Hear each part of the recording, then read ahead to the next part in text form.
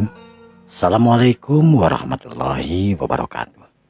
Alhamdulillah wa syukurillah mitra-mitra kaum menanggu sadayana urang masih kena tiasa patepang nanggu deui tiasa sasarengan deui sok sanos mung di comantara. Alhamdulillah dina dinten ayeuna urang neraskeun dihanca dongeng anu katunda dina dinten kamari jejerna si Kamileung dina bagian anu ke-48.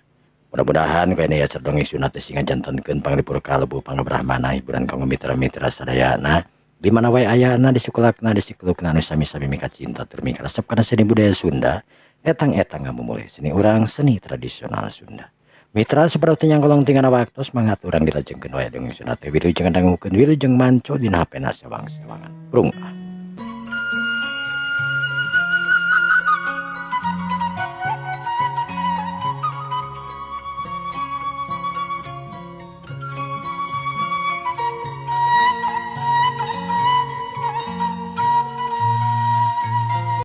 Para mitra kaum dangu sadayana. Kajadian anu aneh di leuweung geus kajadian. Hiji banteng anu ngalahirkeun hiji bayi manusa. Anu mana eta orokna katingali anu geus bisa ngoronang tur mimilu kana jadi indungna. Banteng siganu ngarti tur paham yen ieu orok teh lain orok saumpamana orok biasa. Sapoe dilahirkeun eta orok teh geus bisa ngoronang nunuturkeun ka indungna nyetana mangrupakeun banteng. Dina ceurikna eta orok minuhan sora di eta pileuweungan. Eta leuweung anu ngaran leuweung Sanan. Nu kacida pisan sangetna langka jalma anu memang asup tur daek asup ka eta pileuweungan. Kajaba si Kamileung anu pernah ngala dina waktu sababaraha poe kamari. Ceurikna eta orok ngagaruahkeun ka hiji jalma anu keur diuk tina batu bari ngalamun. Saha cenah nu ceurik ieu? Aya orok di tengah leuweung na manusa atawa naon ieu teh? Ceuk eta bapak-bapak aki-aki meureunna. Nya kasebutkeun lalaki satengah tubuh lah. Pangawakana dedeg pakulitanana hideung. Eta aki-aki culang cileung bari nangtung dina luhur batu. Corelat eta aki-aki corelatan. Anu tetel geuningan eta teh mangrupakeun jawara. Saha jeung di mana cenah eta sora orok anu ceurik teh deui make jeung aya di tengah leuweung aing kaget ieu mah. Ceuk eta aki-aki anu ngarasa kaget jeung heran lantaran di tengah leuweung kawas kitu make jeung aya ceurik orok gagaura atanapi eok-eokan. Wa-waan beurna orok mah nya lain eok-eokan. Eta aki-aki anu can dikanyahokeun ngaranna saha. Ngan anu jelas eta aki-aki teh hebat dina ulin ilmu bela dirina. Corelat ka ditu, corelat ka dieu. Neneangan sora di mana eta orok ngagaur atanapi ngagoarna.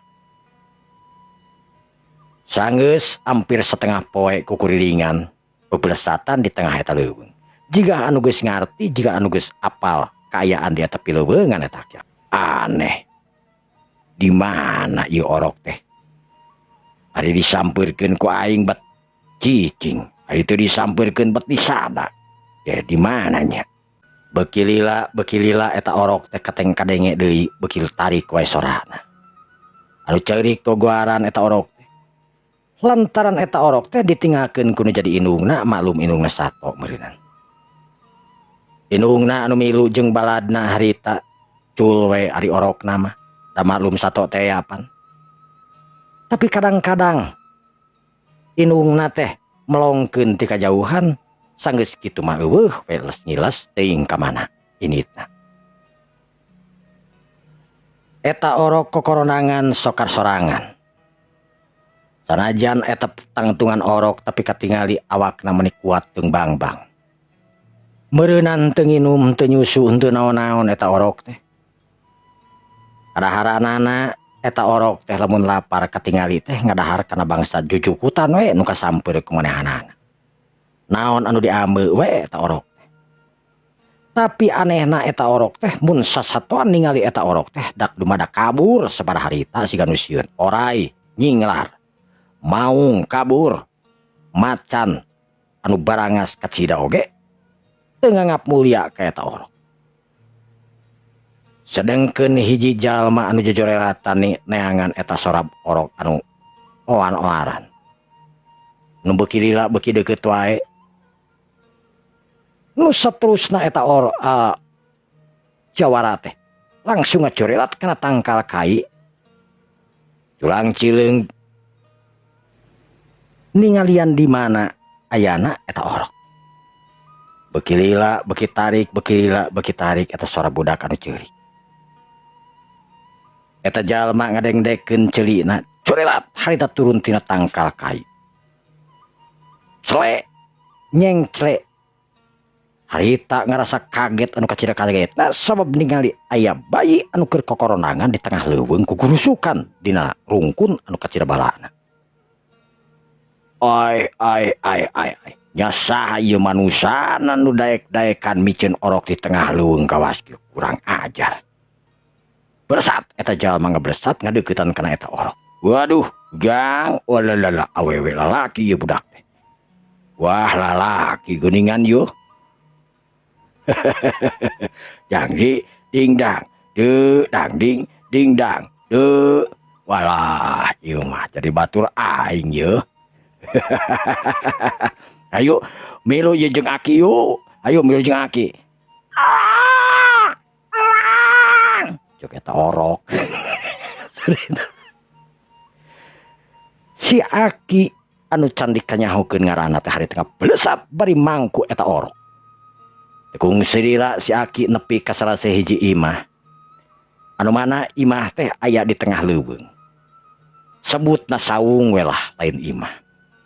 Eta imah teh nu disebutkeun rangon sabab meni luhurna keranan.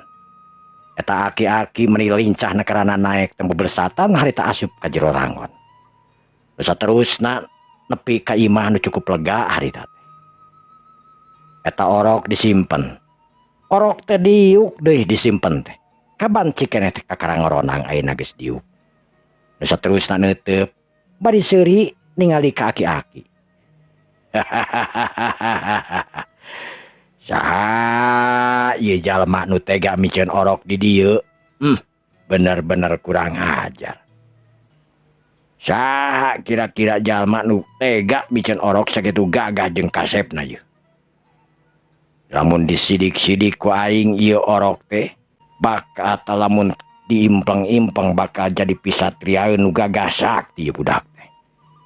Tapi saha nu jadi bapana, saha nu jadi indungna nya. Ceuk eta aki-aki. Barangkeur kitu curelat aya nu datang ka dinya. Ke datang teh harita gegerowan. Aya naon sia teh? Aduh, eta sa orok saha eta? Eta orok teh pamanggih ti jero leuweung euy. Ceurik kogoaran aing ngawatir ningalina. Meureunnan teu jahar, henteu nyusuh, henteu naon ieu jalma anu micen orok kacida pisan tega tur kurang ajarna ieu. Saha bapana jeung indungna ieu orok ieu? Waduh, ieu orok teh bener-bener hebat ieu mun dibenteng kieu katingalina jeung lintuh di ieu. Kira-kira umur sabaraha taun ieu budak ieu? Ya, 1 tahun mah aya juga nama. Ceuk eta jalma nyebutkeun umur 1 tahun mun padahal mah eta orok teh kakara 3 poe lahir. Eta orok katingali nu neuteub ka kenca ka katuhu kana jalema nu keur ngadarekul di hareupeunana. Aya naon ilaing ka dieu sia? Jadi kieu euy, Kisap Talilo. Tetela eta aki-aki teh ngaranna Kisap Talilo. Naon? Sabenerna kuring aja datang ka ieu pitempatan. Dititah ku lanceuk kula aya naon aing mananyakeunana aya naon? Di paguron ayeuna keur aya saembara. Saembara naon? Di paguron teh ayeuna keur aya saembara ngadu jago. saha-saha anu menang cenah baris dikawinkeun ka hiji putri anu geulis rancunit. Ke maksudna jadi kieu, apanan di daerah urang teh ayeuna loba jawara anu gagah sakti tapi nyara rumput. Intina cenah hayang nyaho tur ngabukakeun di mana sabenerna jawara anu gagah tur sakti. Anu mata kirawung ayeuna muka ngadu jago sayembara supaya jago-jago sakti bisa keluar. Aparan geus jelas. Aya jago anu gagah tur sakti anu ngaran si Kamileung. Naon hubunganana jeung si Kamileung? Ayeuna si Kamileung teu teuing di mana ayana cenah beja. Hiji jago anu teu bisa dielehkeun anu pernah ngelehkeun Eyang Pancar Batik sababaraha waktu anu geus kaliwat. Maksudna aya hubungan naon eta make jeung hayang maksudna hayang deangan si Kamileung eta kumaha. Jadi kirawun teh kieu. Kirawun teh hayang ngondang si Kamileung nu sabenerna tapi teu apal dumukna di mana, tempatna di mana si Kamileung. Mantak si kirawun teh ngayakeun saembara nyaetana saembara kajagoan. Lamun ayeuna aya jawara anu memang gagah tu sakti engke rek titah pangneangankeun si Kamileung. Tujuanna rek neangan si Kamileung teh rek naon kitu aing mah. Aing ge jadi lieur sabenerna mah. Intina mah kitu cek dewek oge kirawun hayang papanggih jeung si Kamileung tapi teu apal di mana ayana si Kamileung. Engke mantak diayakeun saembara neangan jago teh lamun geus kapanggih engke jagona tah si jago eta ku si Rawun teh arek dititah neangan si Kamileung ka mana wae. Sabab anu bisa manggihan si Kamileung iwati hiji jago anu memang gagah. Gitu. Oh, jadi kitu. Jadi hayang papanggih jeung si Kamileung teh kudu ujago deui nya. Teu yakin dewek mah. Nah. Yo, sabab dewek ngadenge si Kamileung ayeuna teh ibaratna pandita we. Si Kamileung ayeuna teh memangna jalma anu gagah tur sakti anu memang geus teu kaluar di dunia kajawaraan. Ngadenge dewek oge. Sanggeus nyelehkeun Eyang Pancar Batik si Kamileung ayeuna geus tuku melampreng deui. Musuh paling akhirna nyaetana Eyang Pancar Batik cenah ceuk beja malahan Eyang Pancar Batik sorangan anu geus dilem oge cenah datang ka si Kamileung pikeun nyerenkeun elmu kajagjaaanana ka si Kamileung. Ceuk saha teh? Nya dewek oge meng ngadenge jeung ngadenge tangtuna beureunan aya nu ngadengekeun dibejakeun deui dibejakeun deui kitu meureunnan teh apal dewek oge sabenerna mah nu kajadian sabenerna kumaha da nu nyaksian kapanan. Oh jadi ilaing datang ka dieu teh manggil dewek pikeun datang ka ditu hampura dewek moal bisa datang euy sabab dewek ayeuna boga budak moal bisa ditinggalkeun ku budak ku dewek yeuh. Jadi kisap talilo moal datang ka ditu moal dewek moal bisa datang ka ditu euy. Wayahna bejakeun ka Kirawun. Ayeuna dewek keur ngurus budak leutik kitu bejakeun. Saha ieu ngaran budak teh? Ieu ngaran budak teh anu ngaranna Panji Sanan. Panji Sanan. Usaha dibere ngaranna ku dewek dibere ngaranna. Ieu budak teh ngaranna Panji Sanan. Sabab dewek manggihanana di leuweung Sanan. Panji hartina kebesaran keur dewek euy. Sabab dewek ngarasa bagja jeung bungahna menangkeun ieu budak. Sabab dina waktu nu bakal datang ieu budak geus diprediksi ku dewek. Bakal jadi hiji budak anu gagah sakti. Panji sanan titikna peperangan ieu budak teh bakal jadi jalma lain kur hiji jawara tapi bakal nyepeng tambu kakuasaan. Cek saha teteh maneh can apal aing kan ya dengekeun dewek Kisap Talilo anu memang ngawasa dina ilmu pikeun nujum euy. Dewek teh ahli nujum ieu teh. Oh, kaarti ku dewek oge. Sabenerna dari dewek teh kitu euy datang ka dieu teh. Dititah ku guru dewek nyaeta na Kiraun. Anu kabeneran ilaing teh kapanan tukang nujum. Jeung rek nanyakeun sabenerna. Nah kira-kira si Kamileung aya di daerah mana? Masih keneh aya di kieuna atawa eueuh? Kisap Talilo harita ngahulang bari ungut-ungutan.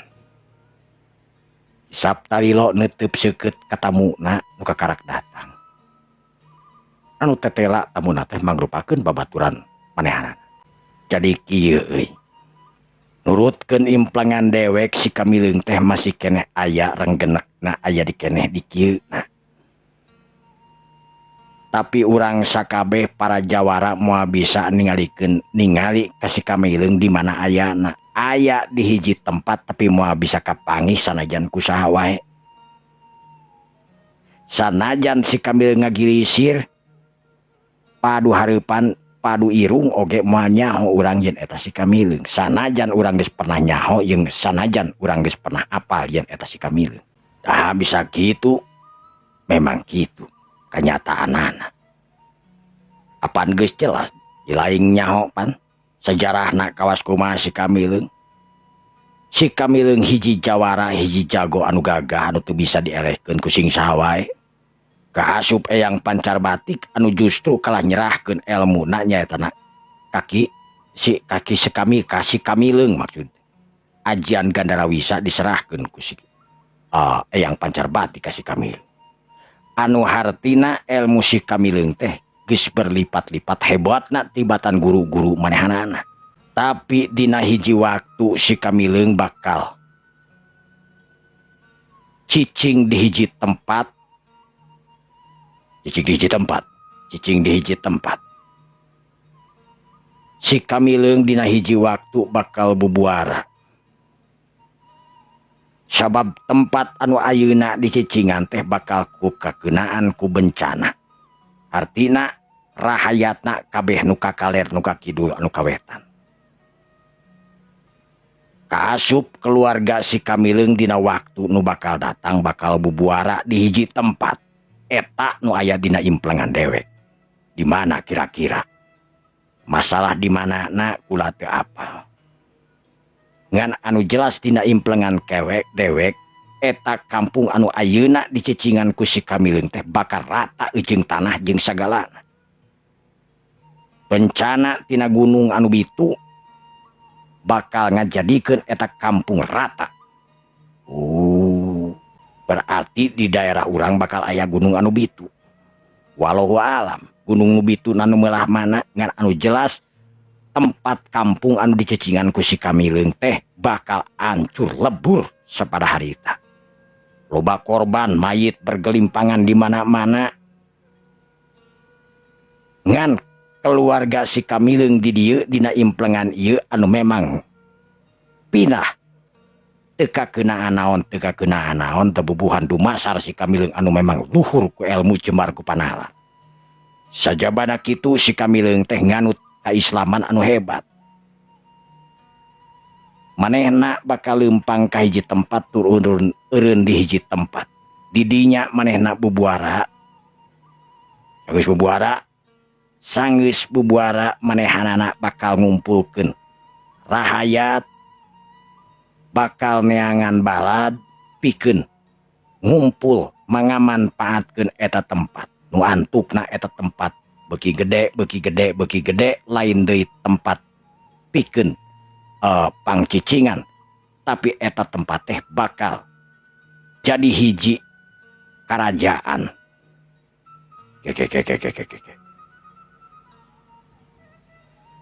Nah benar gitu ya teh. Kula mah tukang nujum. Masalah bener jeung henteuna teu nyaho. Ulah percaya teuing ka kula, da kula mah tukang nujum. Kula mah kursaka tetemakan. Atuh lamun benerna alhamdulillah, lamun teu benerna ulah nyalahkeun, da sabab dewek mah memang jalmana nu tetemakan. Naon anu aya nu ngulemeng dina hate kula, naon anu ngulemeng dina mata batin kula, kajadian anu samemehna jeung kajadian anu saenggeusna, kula bakal ngomong. Moal ditambah, moal dikurangan. Tapi lamun teu nepi kana kanyataan ulah amek. Sabab ieu teu ngayakinkeun. Omat ulah pati dipercaya teuing, tapi entong pati teuing teu dipercaya. Sabab kula boga pirasat. Gitu.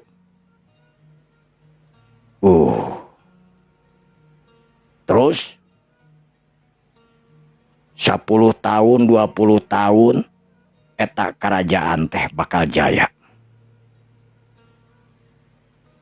Tapi eta kerajaan teh bakal direbut ku hiji pamuda anu gagah tur sakti, anu ngakukeun anak si Kamileung. Si Kamileung anu bingung sabab anakna memang kur hiji-hijina dina engkena.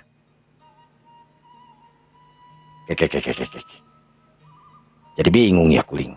Tong boro-boro ilaing bet dewek oge sarua nu ngomongna bingung, sabab dewek ngomong teh lain tina bibir dewek asli. Justru dewek teh asa kasurung asa kajurung. Sakumaha tadi nu kaimpleng ku kula diomongkeun, nu teu kaimpleng ku kula moal ditambahan. Waduh. Bakal rubat beureunan kena teu ribet.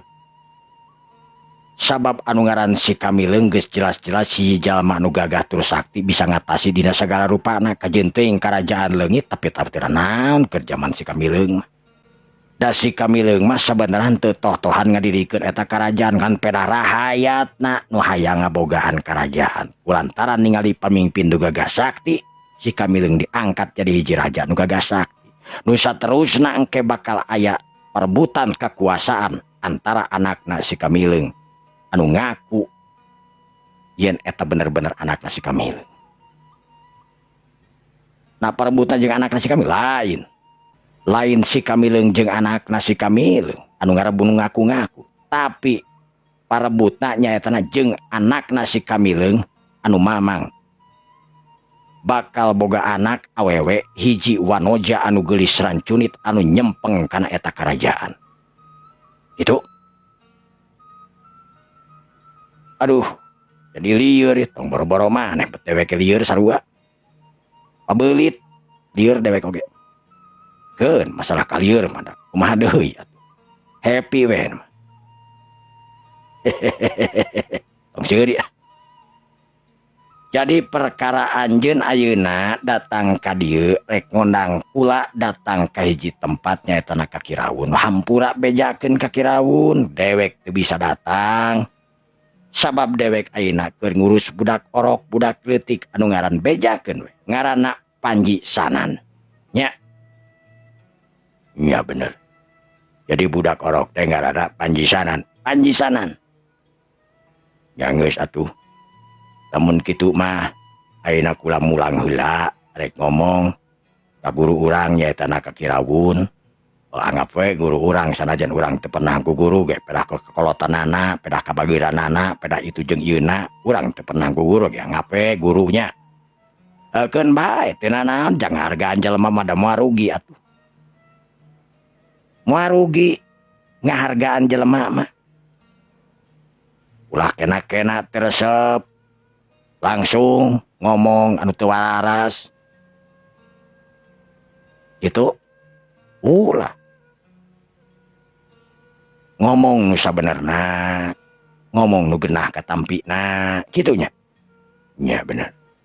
yang satu lemun gitu mah kula ayeuna rek mulang deui ka Kirawun arek dibejakeun naon anu sakumaha jeung rek dicaritakeun nu sapamanggih Kisap Tolilo ayeuna cikeneh milu diomongkeun beureun nya sok we omongkeun sabab Kirawun biasana sok percaya kana omongan kula lamun ceuk kula ulahnya ulah lamun ceuk kula soknya sok yaeuna heuh kumaha ieu masalahna Kirawun ayeuna rek ngayakeun sayembara lamun ceuk pamikiran kula bejakeun ka Rawun lamun ayeuna rek ngayakeun sayembara kalah ke banjirna ku getih wayahna Kirawun ulah nepikakeun tulus ngayakeun sayembara eta ceuk pamangih kula ceuk pamadegan kula sabab sayembara ieu jelas bakal ngodang kaributan anu kacida pisan gedena sebutkeun ngadu jawara tangtu bakal panas situasina bakal ngajadikeun tempat eta keyetekna ku getih anu memang tarung dina waktu harita wayahna mun bisa bejakeun ka Kirawun ulah diayakeun sayembara ceuk kula Kisap Tolilo jadi ulah aya sayembara ya eta mereka gugu ka kula syukur teu ngagugunya teu naon da kula mah marugi tapi cek pamadegan kula memang kitu ulah diayakeun naon ngaranna sayembara komo bari hayang neangan si kamileung mah bahaya nu ngancam heueuh kapangih moal kalah kawe ngabahayakeun kana diri engke Kirawun sorangan gitu waduh cilaka lamun kitu mah yang geus atuh mun kitu mah kula rek ngobrol we ka si Rawun ayeuna sabab Kirawun ngaomat-omatan naon anu tadi diomongkeun teh memang kudu dibejakeun ka si Kirawun bener kula ayeuna teh bisa ka mana-mana sabab kula boga budak ieu ayeuna mah duh Panji Sanan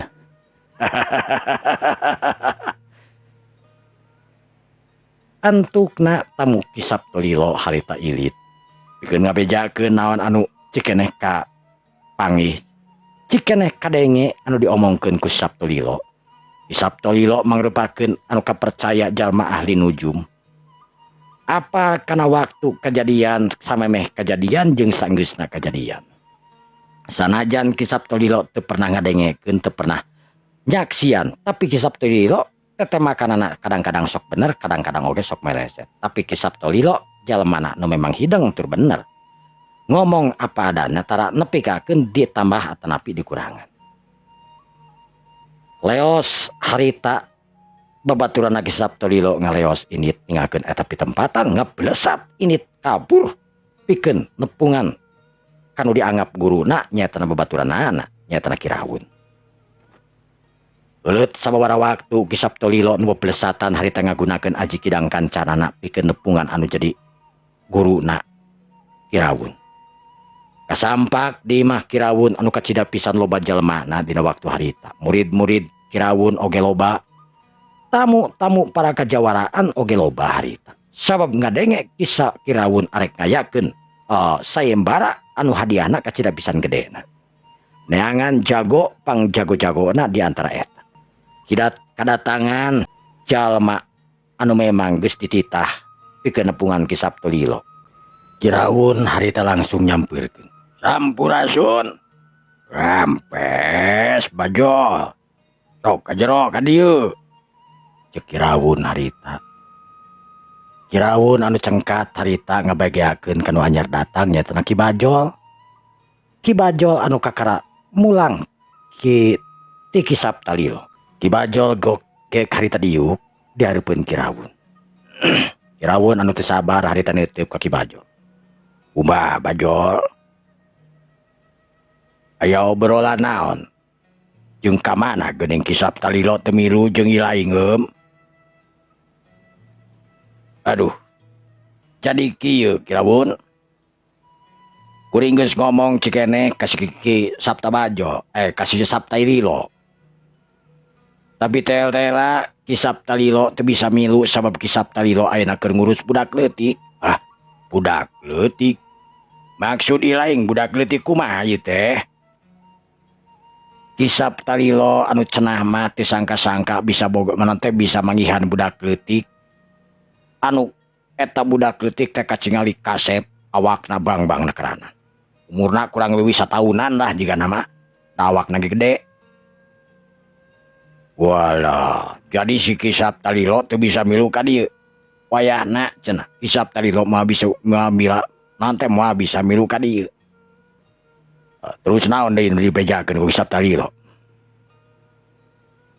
Kuring cikana geus panjang lebar ngobrol jeung Kisap talilo masalah itu jeung masalah ieu. Oge perihal Kirawun anu arek ngayakeun sayembara. Terus kumaha? Kisap talilo ngomong leuwih hade eta ngayakeun sayembara teh dibatalkeun ulah dituluskeun. Sabab engke bakal aya akhirna banjir ku getih para jawara anu bakal moal segan-segan maehan jawara nu lainna. Itu nah bener Kisap talilo ngomong kawas kitu.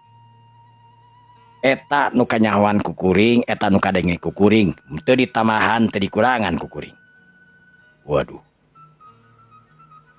Ulah sabenerna bener-bener percaya ka Kisap talilo euy. Tapi masalah ngeunaan ieu sayembara anu geus nepi ka mana-mana jigana moal bisa dibatalkeun euy. Memangna kumaha geus disebar ondanganana. Kasaban paguron dewek geus nyebarkeun ondanganana, anak buah kabeh geus pada ngirimkeun ondangan-ondangan kasaban paguron. Anu hartina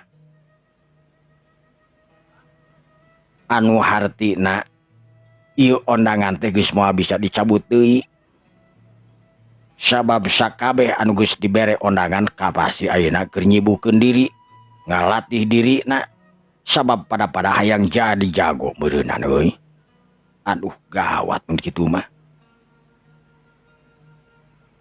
Tapi lamun Kisap talilo ayeuna ngomong kitu ka dewek jadi nod-nodan kieu yeuh. Sabab omongan Kisap talilo teh memang sok bener-bener jadi kanyataan. Leuwih loba nyatana daripada gagalna. Jigana ieu omongan Kisap talilo bakal jadi kanyataan euy. Sabab dewek oge ti kamari geus mikirkeun rada kaduhung dewek rek ngajalankeun kawas kieu. Aduh. Nah atuh Kirawun henteu asak-asak dina mikirkeunana ki. Memang dewek rumasa dewek rada gurung-gusuh euy. Lamun geus kieu kanyataanana aduh. Ya mudah-mudahan mah entong nepi ka banjir getih sakumandu diomongkeun ku Kisap talilo. Tapi lamun eta memang kanyataanana bakal banjir getih di paguron dieu, di paguron urang, walah cilaka keur urang. Seolah-olah urang anu ngadukeun jago, bisa-bisa urang nu diburu ku para jagong ke, nu bakal balas dendam sabab keluargana, sabab anak buahna, muridna anu memang kacilakaan di ieu tempat. Kirawun harita ungut-ungutan bari ngahulang. Kaharti naon anu diucapkeun nyatana ku Ki Bajol. Waduh, kudu kumaha atuh ulah Bajol euy. Kuring bener-bener bingung mikiranana Ki, lamun geus kieu kaayaanana. Sabab sakumaha omongan Aki tadi ondangan geus disebar ka pasaban paguron anu hartina ayeuna jalma di paguron teh keur nyiapkeun diri masing-masing. Pikeun menangkeun ieu hadiah anu memang geus dibikeun ku Aki. Ari sugan kula teh memang ondanganana can disebar ka pasaban paguron. Mangkaning dina waktu anu memang moal lila deui meureun Ki. Memang moal lila deui euy. Mun teu salah kana 3 mingguan deui euy. Barudak-barudak ayeuna mantak tuh katingali ku ilaing meureunan. Keur obyag keur meresan itu, keur meresan ieu, sabab pasti bakal loba nu lalajo datang ka ieu pitempatan. Lain wukul warga urang dieu tapi oge warga-warga anu lainna bakal datang ka ieu pitempatan nyakseni kana kaberlangsunganana acara nguku dewek ayeuna digelar itu. Aduh, bener-bener ieu mah. Ulah jadi kepikiran omongan Ki Saptolilo mun kieu mah. Tong boro-boro ilaing dewek oge asa kepikiran ku Saptolilo omongan anak.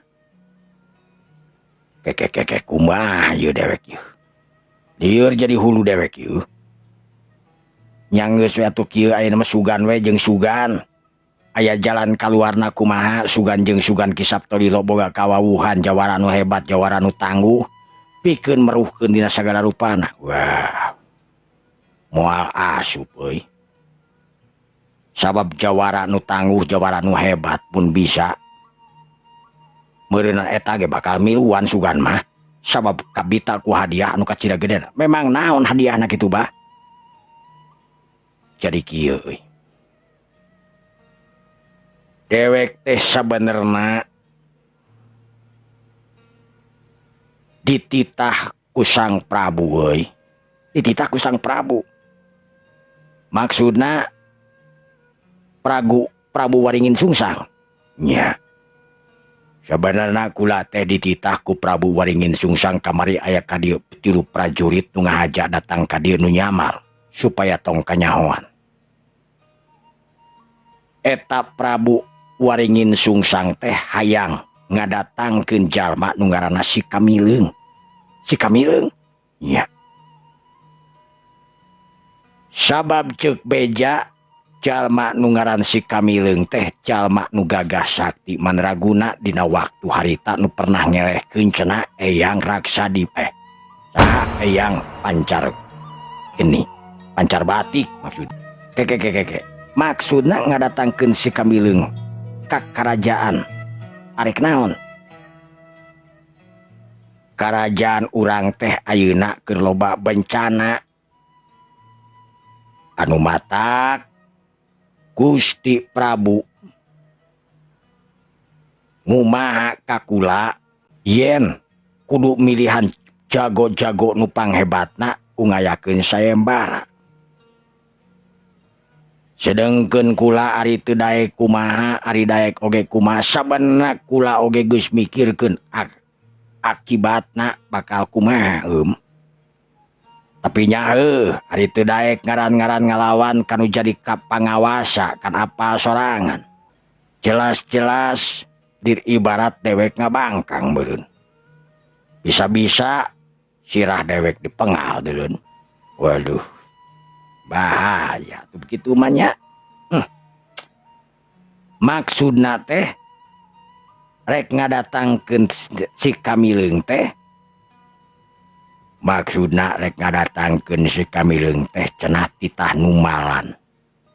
Sabab bisa kanyahona eta Gusti Prabu teh Si Kamileung hiji jalma nu gagah sakti anu pasti mampu pikeun ngeureunkeun bencana tina naon wae.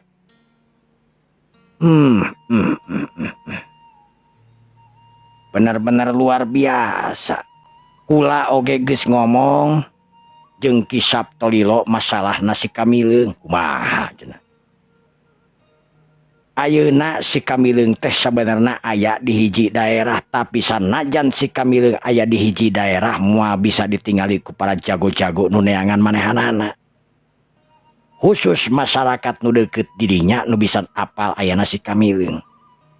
Nah bener omongan anak. Ai masalah bener jeung henteu mah kula teu apal ngan anu jelas. Ceuk Ki Saptolilo Si Kamileung dina waktu ayeuna anu memang jadi hiji pamimpin di hiji tempat. Kokolot di hiji desa, sesepuh di hiji punuh. Si Kamileung ayeuna anu mah bisa kapanggih ku sing sawae kajaba karabat warga anu memang deukeut jeung manehanana. Ngan kumaha dina hiji waktu cenah eta tempat anu ayeuna keur dipake cicing ku Si Kamileung teh bakal menang musibah. Bakal menang musibah. Ceuk Ki Saptolilo kitu ngomongna. Musibah anu datang teh jelas-jelas musibah anu kacida gede tur dasarna. Gunung anu bitu harita anu ngancurkeun daerah anu mana ayeuna keur dipake tempat cicing ku Si Kamileung. Bakal rata jeung tanah moal katingali di kampungna moal katempo di desana. Wala. Terus si Kamileung pae gitu. Henteu pae. Justru si Kamileung jeung warga nu lainna ngungsi ka hiji tempat. Pinah bubuara di hiji tempat. Tapi tempat eta can dikanyahokeun di mana eta tempat nganujuna ka beulah wetan. Ceuk Ki Saptolilo teh, ceuk Ki Saptolilo gitu. Itu. Engke didinya si Kamileung bakal bubuara bakal renggenek cicing di eta pitempatan. Lila kalilaan eta si Kamileung duka sabaraha puluh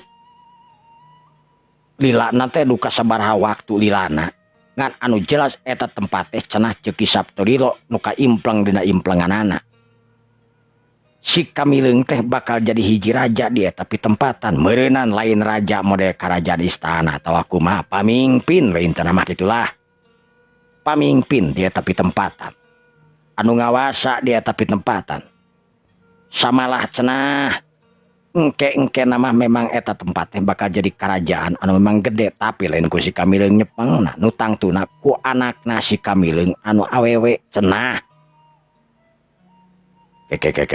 anakna si Kamileung nu awewe nah si Kamileung geus boga budak salarea geueuhna nah pas si Kamileung geus boga budak atawa henteu ngan anu jelas si Kamileung teh bakal boga anak awewe bakal boga anak awewe lain boga anak awewe ayeuna tapi si Kamileung bakal boga anak awewe cenah ceuk implengan ceuk Ki Saptolilo.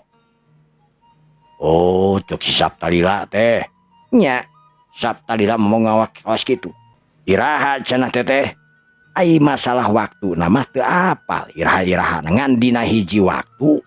Nah hiji waktu teh duka isuk, duka pageto, duka tahun hareup, duka bulan hareup, duka ribuan hareup ka hareupna moal teu nyaho. Ngan dina hiji waktu bakal kitu sejarahna. Tapi geus nangtung hiji kerajaan anu gagah sakti nu dipingpin ku awewe, anakna si Kamileung anu gagah sakti tangtuna. Eta kerajaan teh didodoho tur direbut ku anakna keneh si Kamileung, anakna si Kamileung. Sabab cenah si Kamileung teh diteteangan ku anakna anu lalaki. Nya sabaraha hiji cenah. Nya ai masalah sabaraha hiji nama teu apal. Da eta we kabeh oge ceuk Ki Saptolilo, ceuk si Saptolilo deui wae. Waduh. Nah yakin kitu teh si Saptolilo teh ngomong teh. Letah teh tulangan teh lol gitu. Ulah yakin teu percaya ka si Saptolilo. Leuwih loba benerna daripada henteu benerna. Sanajan dina teu benerna tapi ujung-ujungna Ki Saptolilo sok bisa ngajelaskeun kitu jeung kieuna. Tapi ieu omongan teh kasebutkeun omongan serius cenah bah. Ulah jadi ngarada katir lamun kieu mah euy. Jelas kula jadi ngarada katir mun kieu mah. Tong boro-boro abah bet kula ge sarua muriding tadi kadengena. Jadi ayeuna kudu kumaha cenah dewek euy. Pikeun nyangareupan jawara-jawara nu bakal datang ka dieu dina waktu anu kurang leuwih 3 mingguan deui meureun 2 mingguan di 3 mingguan deui meureun. Nya ayeuna mah ceuk pamikiran kuring iwal ti narimakeun we. Nyadiakeun tempat panggung jeung hiburanana sakalian. Nah kira-kira Gusti Prabu bakal datang ka dieu. Gusti Prabu Waringin Sungsang ari nyebut nama arek bakal nyaksian tapi moal secara langsung ngarupakeun Gusti Prabu Waringin Sungsang rek nyamar cenah kitu. Waduh lamun kitu mah memang gawat atuh. Mangkaning kerajaan Galahpasi teh memang kerajaan anu dianggapna nirca we eta mah kerajaan nirca nya. Sabab kerajaan Galahpasi teh Gusti Prabu Waringin Sungsang nawe hungkul anu pamajikanna geus teu kahitung teuing sabaraha puluh teuing sabaraha ratus. Samalah cenah anakna oge nepi ka geun puluhan. Clu di ditu, clo di dieu, cle di dieu. Anu geus teu kahitung uncrat-uncretna. Memang sabaraha hiji siapa majikanna kitu. Cenah mah selirna hungkul lamun aya kana 40 nah 40 lamun eta selir 40 irah make kolorna eta raja tak masalah make kolor gitu kuring teu apal. Jika saumur-umur mah make kolor. Tong seuri. Jadi intina mah kitu. Sagala anu geus disiapkeun ayeuna ulah tanggung siapkeun we lah. Sugan jeung sugan kahareupna aya jalma anu bisa nulunganana, aya jalma anu bisa ngeureunkeunana. Sabab memang kitu ceuk Isak Talilo. Isap Talila anu geus ningali anu geus memang meureun geus ngarasakeun geus ngimplang kajadianana sakumaha anu geus diomongkeun tadi. Mayit bakal pabalintang, getih bakal ngucur di pi tempatan. Intina bakal banjir ku getih di pi tempatan gara-gara ngayakeun sayembara. Aduh. Ulah aku ngadenge kitu geus jadi ketir euy. Encana naon kula geus ngarasa boga dosa ieu. Nyai geus kumaha? Nolak geus teu bisa nolak kapan ayeuna mah. Aparan cek abah sorangan, ondangan geus disebar, anu tangtuna mah bisa ditolak, mah bisa dipungpang pan geus kitu mah. Memang bener sih. Ayeuna mah ieu teh nunggu kaajaiban we. Sugan jeung sugan aya jawara anu mampu nulunganana. Aya santri anu mampu ngigelanana anu datang ka ieu pi tempatan. Ima gede, ima leutik. Sugan jeung sugan Isap Talilo engke boga jalana engke kuring minggu hareup areka ditu deui. Sabab Isap Talilo ge tadi manggil naon teh nitah deui ka ditu. Ting aya naon pi obroleun anu penting cenah kitu. Oh ya geus atuh sanajan deg-degan ge aing kudu kupaksa we meureun aya menyiapkeun segala rupa. Nyiapkeun segala rupana we. Sabab lamun teu disiapkeun hartina bakal dianggap ngabangkang ka Prabu Waringin Sungsang. Apa kumaha amakna Waringin Sungsang?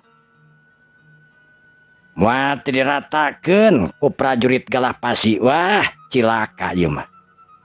Waduh, untuk sok ngingsinan kitu ka abah tuh. Ayo geus kumaha tur abah? Sanajan abah jawara, sanajan abah boga murid, boga kumaha oge da bencan cukup pikeun ngalawan ka Waringin Sungsang mapan. Memang benar. Waringin Sungsang memang anu ngabogaan ajian kacira pisan hebatna. Iwal teh hiji-hijina jalma anu mampu bisa ngalawan Waringin Sungsang. Meureunan eueuh deui iwal teh kisah si Kamileung meureun. Sabab si Kamileung hijina raja tina sagala raja, raja tina sagala para jawara. Geus moal aya nu mampu pan kitu caritana cenah. Emang bener. Nya geus atuh kitu mah kuring rek mulang heula. Ayeuna mah lantaran pamajikan kuring geus 2 poe ditinggalkeun kamari ge amek-amekan. Pas ditinggalkeun teh heula teh. Pajarkeun teh cenah tega, pajarkeun teh cenah kuring boga pamajikan di nu lain, pajarkeun boga kabogoh nu lain salingkuh dianggapna kitu padahal mah kuring teh nengan duit we sautak saeutik. Tapi nu di imam pan teh nyaho kitu meureun komo dijeng bari eueuh laporan itu jeung ieu nama geus we pokona mah gorowokan anu di imah teh kitu. Juga telah tidak naon gitu mah. Dewek oge sarua rek keprakeun anak buah ya dewek ieu. Pikeun nyieun segala rupa kabutuhan, pikeun nangtungkeun segala rupa kabutuhan dina engke ngayakeun sayembara. Yang geus atuh kitu mah nya kuring rek mulang heula ya. Assalamualaikum. Waalaikumsalam. Para mitra kaum dangu sadayana. Anu antukna Kibajol harita init ningalkeun pagurona Kirawun. Sainitna Kibajol Kirawun ngadon ngahulang raga menang. Lantaran ingat kana omongan-omongan anak Isap Talilo. Isap Talilo anu dipercayana karanan kumanehanana tara pernah gagal, tara pernah itu lamun nanyakeun itu jeung ieu na Isap Talilo memang apal jelemana. Isap Talilo hiji sepuh anu memang geus kasohor ka mana-mana.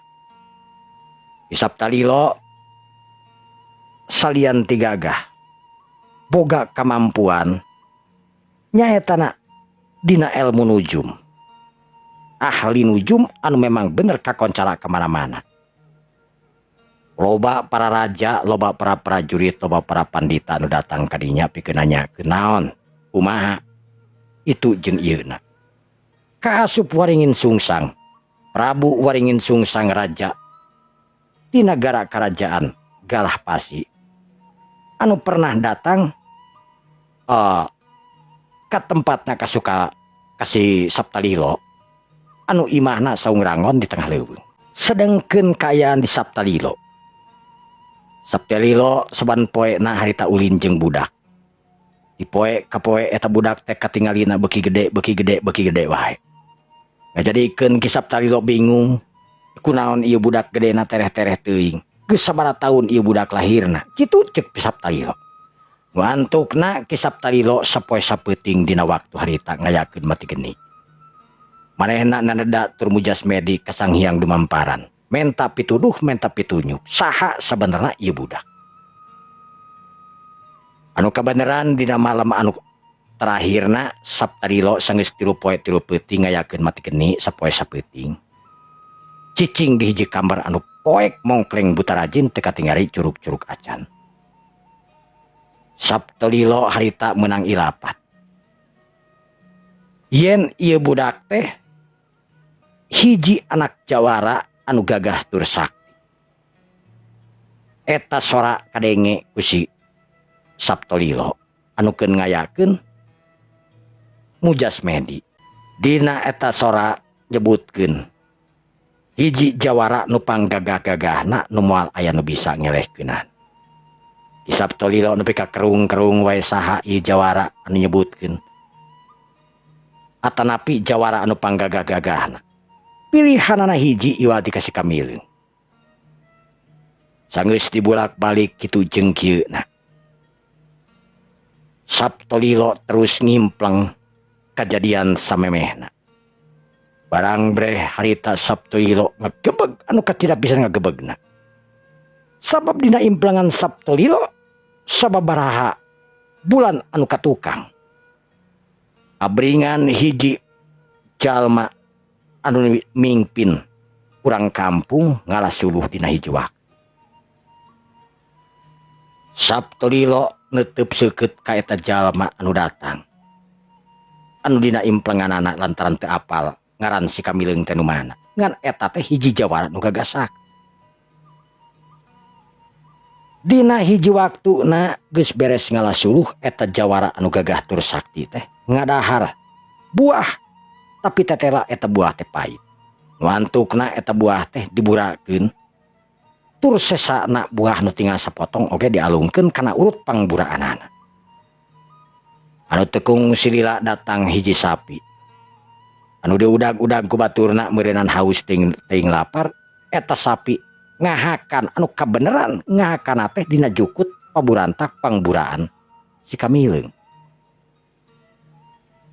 Didinya eta sapi sanggeus ngadahar pangburaanana anu memang ursa eutik si ngadaharna mah. Dangaran-ngaran anu ngampar dina jukut naon we nu dihakan ai sapi mada sato.